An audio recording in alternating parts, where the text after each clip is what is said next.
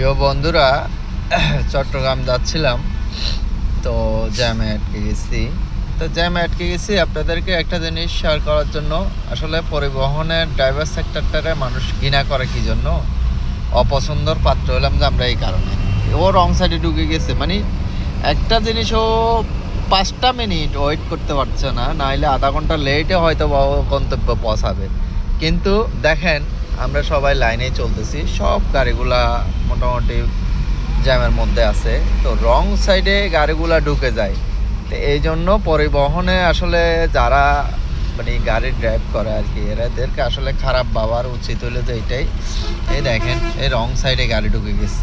তাহলে এই রং সাইডে যখন গাড়িগুলো ঢুকছে, তাহলে সব দিকে জ্যামটা বাজলো না, দুই দিকে জ্যামটা বাজলো। তো এগুলার মানে দেখার কে আছে? তা আমি হাইওয়ে যারা পুলিশ তাদেরকে মানে দৃষ্টি আকর্ষণ করছি, আপনারা জ্যাম বাজার সাথে সাথে আসলে আপনাদের কতটুক মানে আপনাদের দায়িত্ব আছে তা আমরা তো দেখতেই পাচ্ছি। তারপরে আপনাদেরকে বলবো, জ্যাম বাজার সাথে সাথে আপনারা 2-10 মিনিটের মধ্যে যদি প্রত্যেকটা জায়গায় যেখানে জ্যাম বাজে ওখানে অবস্থান করেন, তাহলে এই জ্যামগুলো হওয়ার কোনো সুযোগ থাকে না।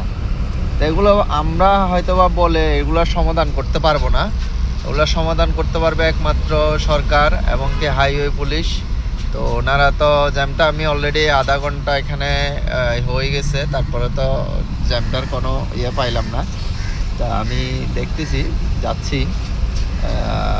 এটা আর কি, মানে আমাদের দেশে হাইওয়ের পুলিশগুলা, যাই হোক, ওনারা ওনাদের দায়িত্ব কত